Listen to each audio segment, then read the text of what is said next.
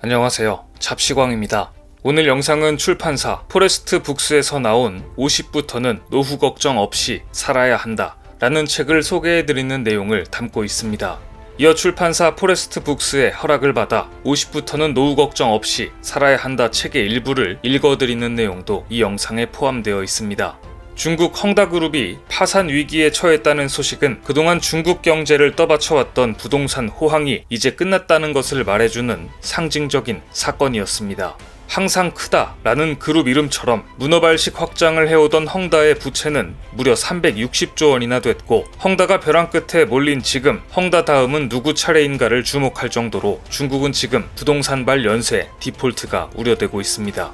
헝다의 창업주 쉬자인 회장은 빈민촌 출신에서 막대한 부를 이룬 입지전적인 인물입니다. 철저히 중국 공산당에 충성하며 홍색 자본가로 통했던 쉬자인이 순식간에 추락한 이유는 무엇일까요? 가장 큰 화근은 헝다가 막대한 자금을 부어 조성해온 세계 최대 인공섬 하이화다오입니다. 헝다는 휴양지인 하이난다오 서북부 해안에 막대한 토사를 쏟아부어 축구장 1096개에 달하는 거대한 인공섬을 조성했고, 여기에 고층 아파트와 특급 호텔, 국제회의장 등을 조성해 관광 명소로 만들려는 계획을 추진해왔습니다. 헝다가 인공섬에 쏟아부은 돈은 12년간 29조 원에 달합니다. 하지만 인공섬은 2018년부터 본격화된 미중 무역 전쟁과 코로나19로 인해 예상과 달리 잘 운영되지 않았고, 헝다는 유동성 위기에 직면합니다. 사실 중국이 최대의 부동산 호황기를 누린 것은 경기를 살리려는 중국 정부의 암묵적 지원이 있었기에 가능했습니다. 영국의 BBC는 중국 부동산이 20년 만에 대시대의 막을 내렸다고 전하며, 지난 20년간 중국 정부가 때때마다 부동산 경기를 어떻게 이용해 왔는지를 집중 보도했습니다. 공산화 이후 모든 땅을 국가가 소유한 중국에서 부동산 바람이 불기 시작한 것은 1998년부터였습니다. 당시 주룽지 총리는 두 자릿수 성장을 이어가던 중국 경제가 한 자릿수 성장으로 침체되기 시작하자 비장의 카드로 부동산 규제를 풉니다. 이때부터 중국 인민들은 본격적으로 집을 사고 팔 수 있었고, 건자재와 화공, 철강 등이 두루 호황을 맞으며 부동산 업종은 중국 내수를 이끄는 기관차 역할을 톡톡히 했습니다. 그러다 2008년 뉴욕발 금융위기가 발생하자 당시 원자바오 총리 역시 부동산 규제를 풉니다. 중국 중앙은행은 부동산을 거래 시 대출 이자를 내릴 수 있게 했고, 부동산 특수는 이어졌습니다. 그러다 2016년 중국에 재개발 바람이 불었습니다. 당시 상하이의 한 2층 건물이 철거를 막기 위해 시진핑 주석의 사진으로 도배되는 사건도 있었습니다. 이 사진은 SNS를 타고 중국 전역에 퍼졌는데, 이 사건은 중국과 홍콩 등에 상당한 충격을 줬습니다. 중국에서는 당시 딩쯔후로 불리는 알박기 주택이 커다란 사회 문제로 부상했는데, 이 건물도 무허가 건물로 철거가 닥치자 시진핑 주석의 사진으로 건물을 도배해 감히 시진핑 주석의 얼굴을 부술 수 있겠어 라는 뜻의 시위를 했던 것입니다. 이후 공안이 출동해 시진핑 주석의 사진을 조심스럽게 하나하나 뜯어낸 이후 철거를 진행했다고 하는데요. 홍콩의 시사평론가 조니 라우는 문화대혁명 당시 문화재를 홍위병의 파괴로부터 막기 위해 마오쩌둥 사진을 붙였던 것을 연상시킨다면서 중국 사회의 이념적 퇴행을 보여주는 사건이라고 해석했습니다. 네티즌들이 이 사진을 퍼나르자 중국 정부는 관련 게시물을 인터넷에서 모두 삭제해버렸습니다.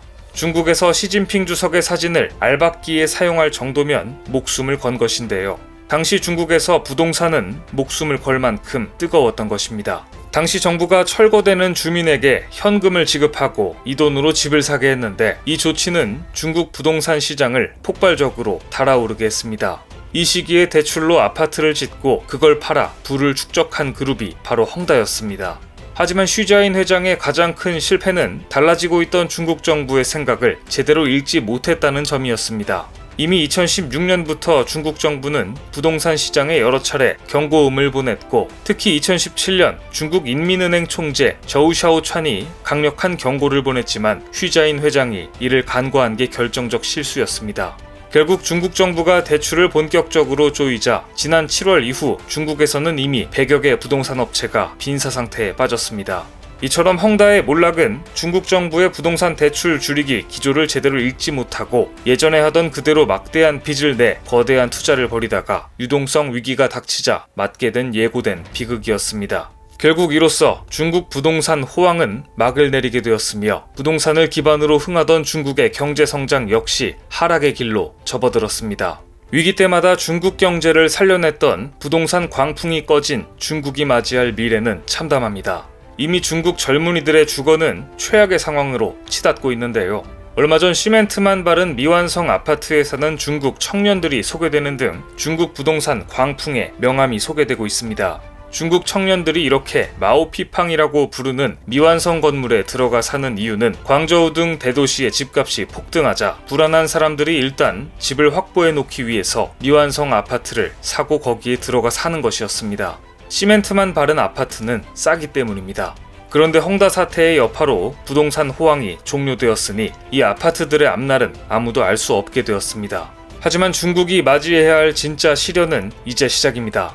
최근 CNN 방송은 중국의 빈집 실태에 대해 보도하면서 중국의 미분양 아파트는 무려 3천만 채로 독일 전체 인구와 맞먹는 수준이라며 심지어 분양 후 빈집 아파트는 1억 채에 달한다고 전했는데요. 많은 중국인들이 노후 대책으로 부동산을 사놨는데 부동산 호황이 종료되면서 폭락을 피할 길이 없어졌기 때문입니다.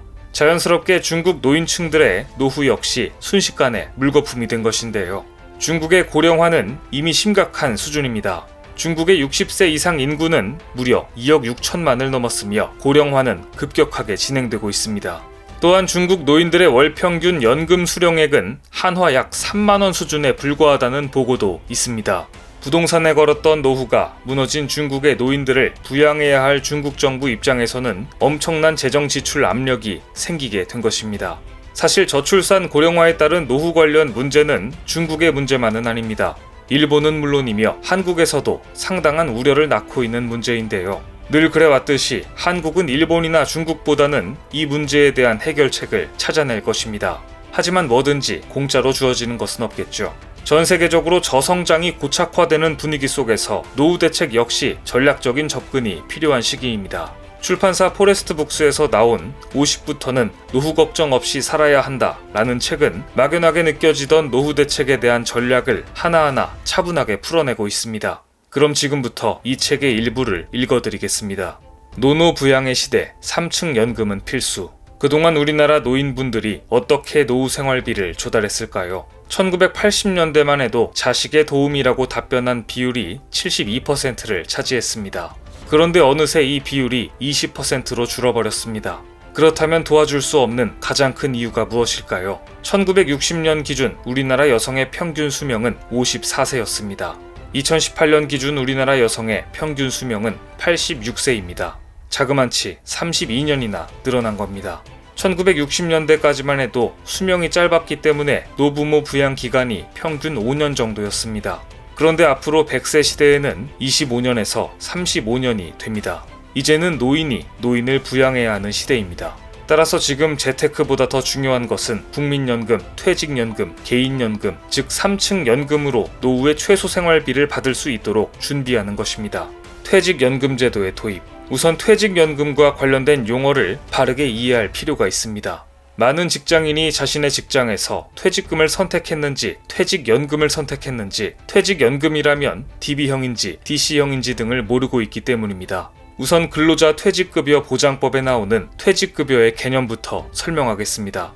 법적으로 근로자가 1년 이상 근무하고 회사를 퇴직할 때 회사는 근로자에게 계속 근로기간 1년에 대해 31분 이상의 평균 임금을 의무적으로 지급해야 합니다.